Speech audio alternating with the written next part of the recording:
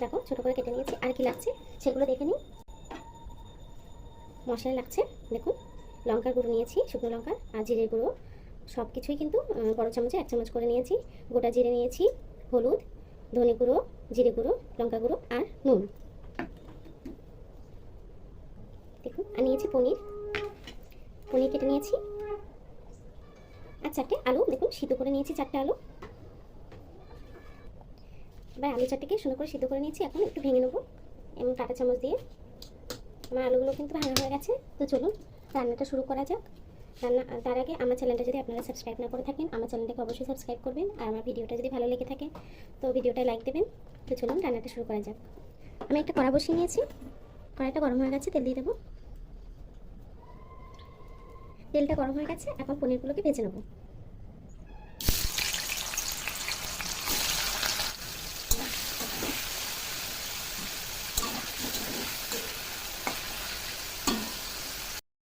পনিরটা কিন্তু হালকা ভাজা হয়ে গেছে, এখন পনিরগুলোকে তুলে নেবো। আমি খুব বেশি ভাজিনি, হালকা করে ভেজেছি।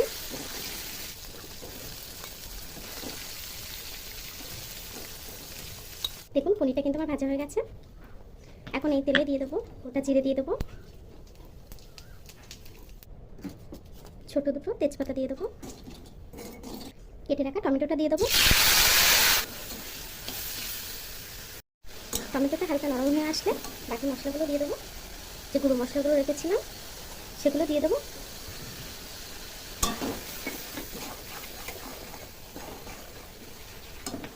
ছোটো চামচের 1 চামচ আদা জিরে বাটা দিয়ে দেবো। মশলাটা কিন্তু সুন্দর করে কষা হয়ে গেছে, এখন জল দিয়ে দেবো।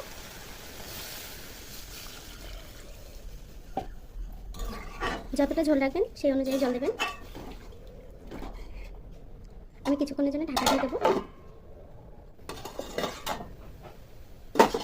ঝোলটা কিন্তু ফুটে গেছে। এখন যে আলুটা ভেঙে রেখেছিলাম সেই আলুটা দিয়ে দেবো।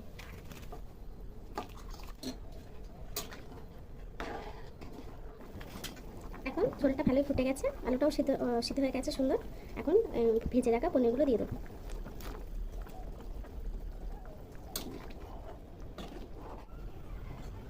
দেখুন তরকারিটা প্রায় হয়ে এসছে। 1 চামচ গরম মশলা গুঁড়ো দিয়ে দেবো। তরকারিটা হয়ে গেছে, এখন বন্ধ করে দেবো। দেখুন তরকারিটা কত সুন্দর হয়েছে।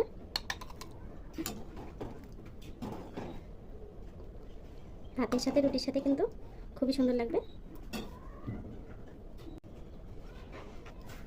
দেখুন বন্ধুরা আমার তরকারিটা কিন্তু হয়ে গেছে, নিরামিষ তরকারিটা হয়ে গেছে পনিরের।